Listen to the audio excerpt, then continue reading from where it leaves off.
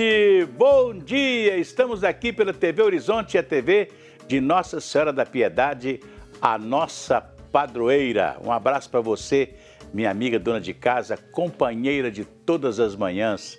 Paz e alegria, saúde é o que desejamos para você nesse início de semana, né? Segunda-feira gostosa, maravilhosa, né? Está aí um tempo nublado, quem sabe chove hoje, precisamos da chuva, ela é sempre bem-vinda, né? Hoje é um dia especial para todos nós, porque é dia de São Lucas. Lucano, o homem da luz, nascido na Antioquia. E outra coisa, criado na Grécia, né? Serviu a um tribuno, a sua família, o seu pai, a sua mãe, e que era aquele que tomava conta lá da Grécia, através do Império Romano, né? E ele, criado por essa família, né, desde menino, tinha a promessa, você vai ser médico, né? Aquele tribuno que mais tarde casou-se com sua mãe, quando sua mãe ficou viúva. E ele foi estudar medicina lá no Egito, lá em Alexandria. Mas não casou, era um solteiro e no início, né, naturalmente, como toda pessoa que vivia na Grécia, né, ficava se falando dos deuses, né, e etc. Mas ele conheceu o Deus verdadeiro, até porque ele não conheceu Cristo, mas foi um dos primeiros escritores dos evangelhos do Novo Testamento, né? E escreveu o Evangelho de São Lucas. Quando Cristo morreu, ele ficou sabendo da morte do Cristo, né? E ficou sabendo do Cristo antes. E quando Cristo morreu, ele fez uma viagem a Israel e teve um encontro com Nossa Senhora, a mãe de Jesus. E ali ele escreveu, através do depoimento da mãe de Jesus, ele fez um dos evangelhos mais importantes, né, do nosso Testamento, Novo Testamento, né?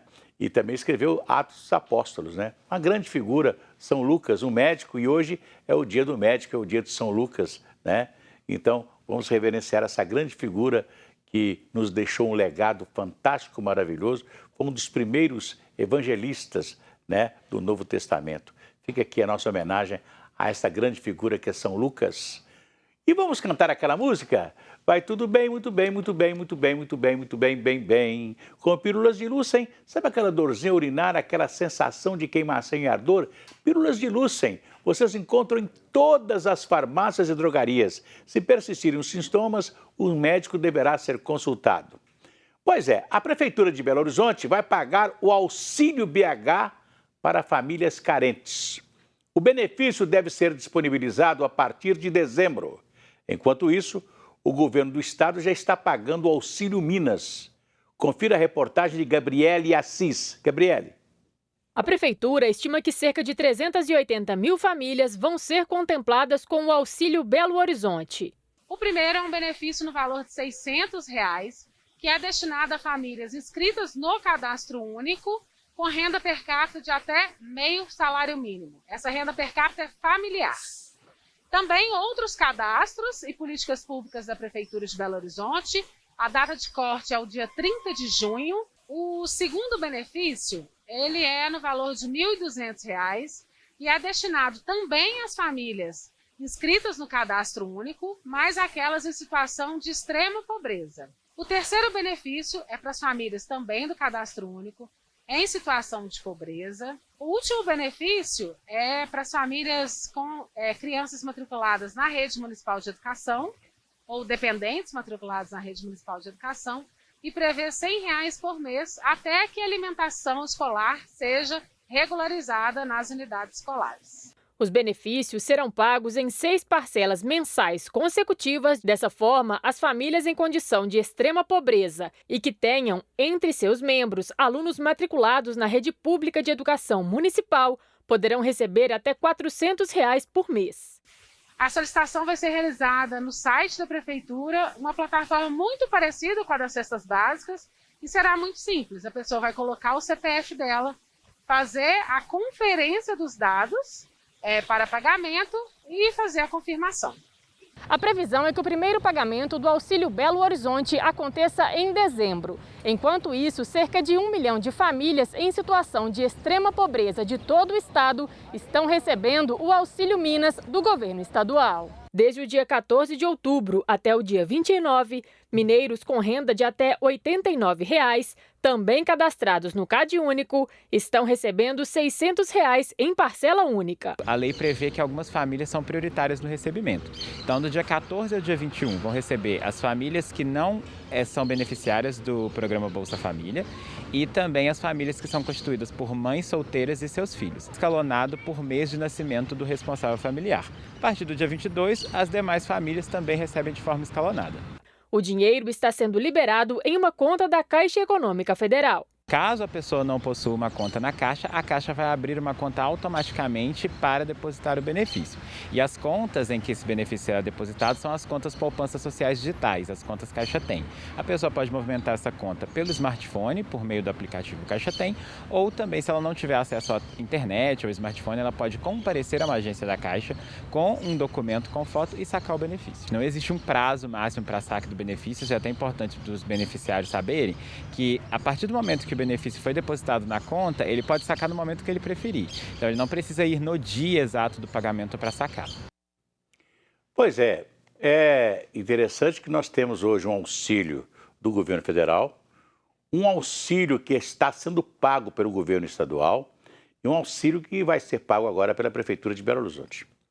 O auxílio do governo federal, ele está inclusive querendo aumentar o Bolsa Família, que vai ter um outro nome, para R$ 600 por mês. Mas isso depende também de aprovação de uma lei para tirar dinheiro do chamado dinheiro do precatório. O que é o precatório? Você toca uma ação contra o governo federal, ganha e depois você entra na lista dos precatórios, ou seja, você vai entrar na lista de pagamento do governo federal. E junta-se um dinheiro muito grande que o governo está no orçamento, o governo é obrigado a destinar parte do orçamento aprovado todo ano, dinheiro tem uma parte daquele orçamento que vai para os precatórios. Então forma-se um fundo de bilhões e o governo quer pegar esse fundo, parte desse fundo de bilhões dos precatórios que ainda não foram pagos, né, para justamente poder dar vazão à demanda do auxílio que o governo quer, chama Auxílio Brasil, será que vai chamar, né, para pagar o que seria hoje a Bolsa Família, aumentado para R$ 600. No governo do estado houve uma briga danada por causa desse auxílio, porque quem teve a iniciativa de criar um auxílio para o governo do estadual pagar foi a Assembleia Legislativa, né? Então, o governo do estado não havia se manifestado em criar esse auxílio. Quando o auxílio foi aprovado, o governador se alvorou em dizer, vamos pagar e tal. Aí deu um problema danado com a Assembleia Legislativa, porque quem criou o auxílio foi a Assembleia Legislativa. Quem vai pagar é o governo do estado, porque o governo é que tem dinheiro. O governo é que arrecada impostos, não é verdade? Não é a Assembleia que arrecada. Então, depois dessa briga toda aí, né, o presidente da Assembleia ficou nervoso, não, porque quem criou o auxílio fomos nós e tal. Aí o auxílio começa a ser pago pelo governo do estado.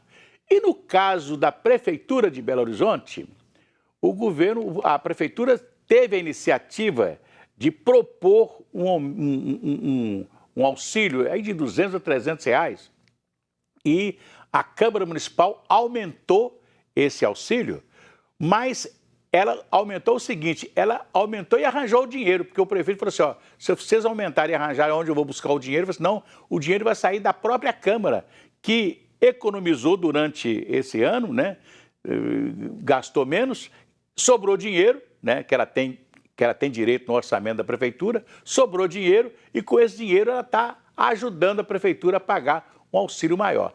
Agora, o grande auxílio, gente, o grande auxílio vai ser o pleno emprego. A hora que todo mundo tiver trabalho, tiver emprego, eu falo emprego, mas trabalho. O trabalho dignifica.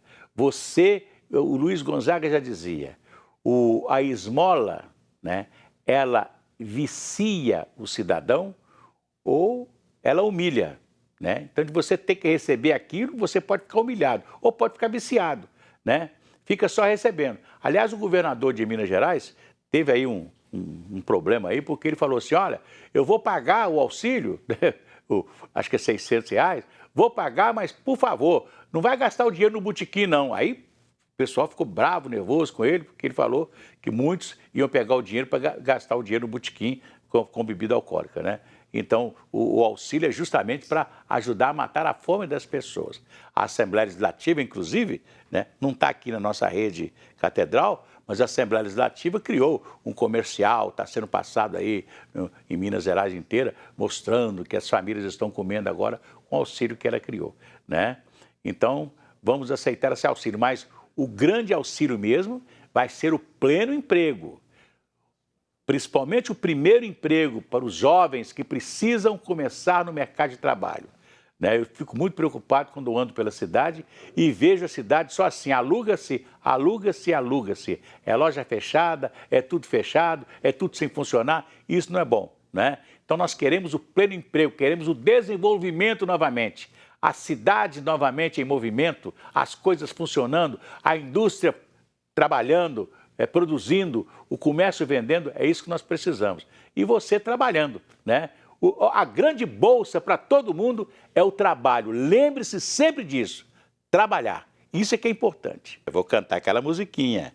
Se a criança acordou, dorme, dorme menina, tudo calmo ficou, mamãe tem auricedina. É um analgésico antisséptico de uso local para adultos e crianças. Todo mundo sabe, dor de ouvido, auricedina. Se persistir os sintomas, um médico deverá ser consultado. Pois é, o nosso arcebispo metropolitano de Belo Horizonte, Dom Valmor Oliveira de Azevedo, presidiu missa pelos 40 anos de falecimento da nossa querida e saudosa irmã Benigna. E foi lá na Catedral Cristo Rei. A reportagem é de André Cristino. Devotos e amigos de irmã Benigna se reuniram na Catedral Cristo Rei para celebrar pelos 40 anos de morte da serva de Deus. O exemplo dela serve de inspiração. A simplicidade, a humildade, o acolhimento das pessoas, a fé em Nossa Senhora, através das orações, através do amparo de Nossa Senhora e de Irmã Benigna, é que a gente vai conseguindo. É um trabalho, assim, dia a dia, e se espelhar. Maria ouviu falar de Irmã Benigna quando foi visitar o túmulo do filho no cemitério do Bonfim. E a vida dela mudou após estreitar os laços com a irmã. Com essa pandemia toda, todo mundo passando essas maiores dificuldades, nem em casa nunca faltou nada. E até falei com a minha menina assim, vai todo mundo chorando por não poder comer um pedacinho de carne. E eu sinto não poder ajudar todo mundo. 4 décadas se passaram desde a morte de Irmã Benigna. Muitos que não viveram com ela passaram a orar e pedir por sua intercessão. Ela transborda ainda hoje a esperança, a caridade e a possibilidade das pessoas se tornarem melhor. Então, as pessoas que conhecem a Irmã Benigna têm esse potencial, né? Esse potencial espiritual, esse potencial humano, porque foi uma grande mulher, uma mulher simples, guerreira, ocupada das coisas de Deus através das pessoas. Irmã Benigna nasceu em Diamantina no ano de 1907.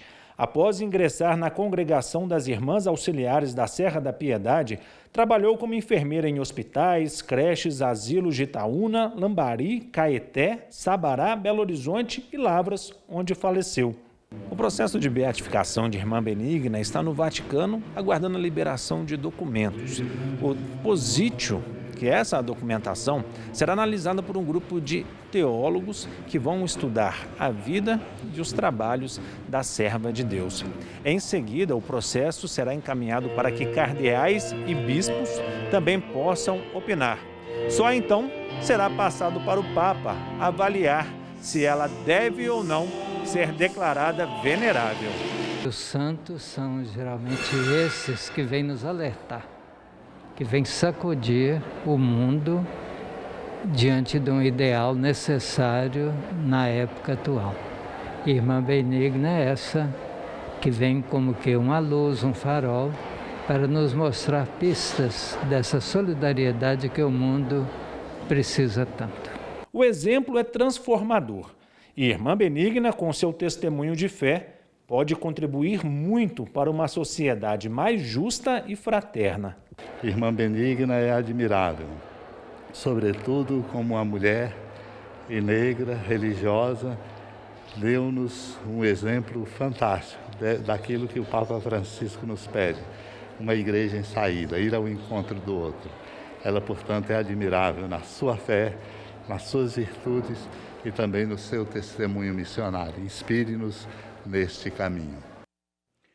Pois é, eu tive o prazer e a alegria de conhecer a irmã Benigna, né? E lembro da sua morte e hoje essa veneração que todos nós temos por ela, pelo muito que ela realizou, pela santa que ela foi em vida, não é verdade? Né?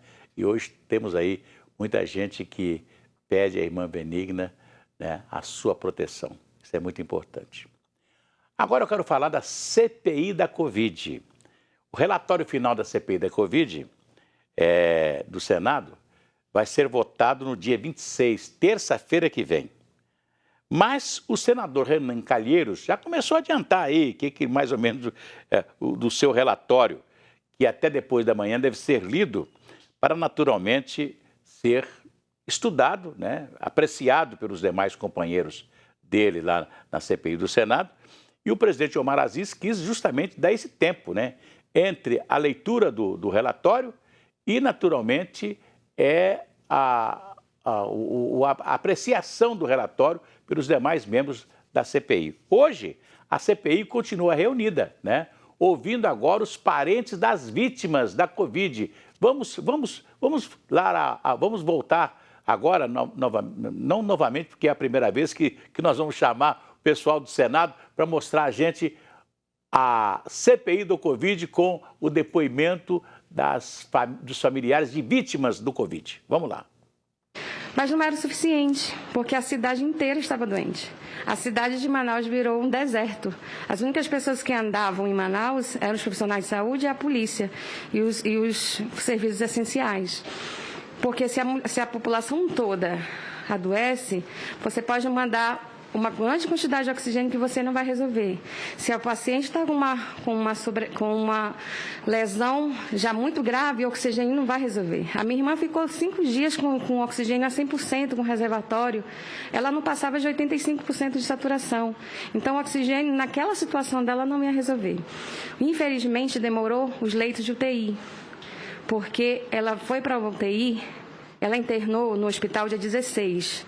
Ela foi para a UTI dia 22 de janeiro. Durante essa semana inteira, ela chegou a saturação de 55%, porque o oxigênio acabou e nós tivemos que comprar, a família se juntou e compramos o oxigênio, porque todo o oxigênio mandado pelo governo federal, por todas as pessoas que foram benfeitoras, não foi o suficiente, porque era uma grande quantidade, mas infelizmente o número de doentes era bem maior do que a quantidade enviada.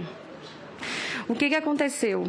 A minha irmã, ela faleceu dia 10 de fevereiro com 100% do pulmão comprometido. A minha irmã entrou no hospital saturando 95% em ar ambiente. Todos os dias nós víamos 10 pessoas morrer na nossa frente, agonizando. Elas entravam e morriam por causa de várias situações. Eu não culpo os médicos, não culpo os meus colegas, porque eles não tinham com o que trabalhar. Muitas vezes eu assumi a assistência de saúde da minha irmã porque nós tínhamos 5 técnicos de enfermagem para cuidar de 80 pacientes graves, porque enquanto eles estavam cuidando de um, o outro tinha parada cardíaca do lado. Então eu falei com a enfermeira, com a gerente de enfermagem, com a diretora do hospital que eu assumiria a assistência da minha irmã. Eu monitorei ela. Durante 3 dias eu avisei aos médicos que ela estava agravando. E muitas vezes eles não tinham o que fazer, porque não tinha leito. Pois é. Essa moça, ela está fazendo um depoimento do que aconteceu em Manaus. Manaus foi a pior referência que nós tivemos no Brasil a respeito da falta de condições das pessoas de serem assistidas pela saúde pública no momento mais grave da pandemia no Brasil. Talvez Manaus, eu acho que entra para a história, né? Entra para a história como onde aconteceu o pior momento da pandemia no Brasil. Foi um negócio assim, absurdo o que aconteceu em Manaus, a falta de oxigênio, né? Eu não estou aqui como muitos que chegam e falam assim, vamos culpar o presidente. Não, o presidente tem que mandar dinheiro para fazer as compras, né? Se não mandasse dinheiro, tudo bem. Na verdade é o seguinte, você tinha um secretário estadual de saúde, você tinha um secretário municipal de saúde da cidade de Manaus, você tinha prefeito, não é verdade? Então, quer dizer, tinha muita gente para não deixar faltar o oxigênio naquele momento lá na cidade de Manaus. Então foi um caos que nós tivemos na cidade de Manaus e isso que está acontecendo na CPI hoje, esses depoimentos de parentes de vítimas que estão contando o drama que eles viveram, né, durante a pandemia e principalmente em Manaus, né? Outros vão depor, mas acho que o caso de Manaus representa muito, né, como nós ficamos em frangalhos durante a pandemia aqui no Brasil. Isso foi... Então é importante que também os parentes de vítimas façam seus depoimentos, porque o senador Renan Calheiros já disse que o presidente da República vai ser indiciado, né? O presidente foi um negacionista, né? Até hoje ele não usou máscara, né? Não toma vacina. Quer dizer, ele é um negacionista. Quer dizer, ele não deu exemplo. O exemplo, ele tinha que ser vacinado, estar sempre de máscara, para dar exemplo, bom exemplo, né? Porque ele é o presidente de todos nós. Então, o grande exemplo vinha dele. E outros vão ser denunciados, inclusive o ex-ministro Pazuello, o atual ministro Marcelo Queiroga, e até mesmo estão falando que o ministro da Fazenda, né, o Paulo Guedes, também seria denunciado. Então, o relatório vai ser lido depois de amanhã. A comissão vai ter alguns dias para todo mundo analisar o relatório. Outras pessoas vão fazer relatório paralelo. Até o pessoal do governo vai fazer um relatório paralelo também, né? Mas dia 26 será o grande dia da votação do relatório no plenário do Senado. Aí nós vamos saber se o assunto vai para frente ou não. Tá legal? Um abraço para vocês e até amanhã, se Deus quiser.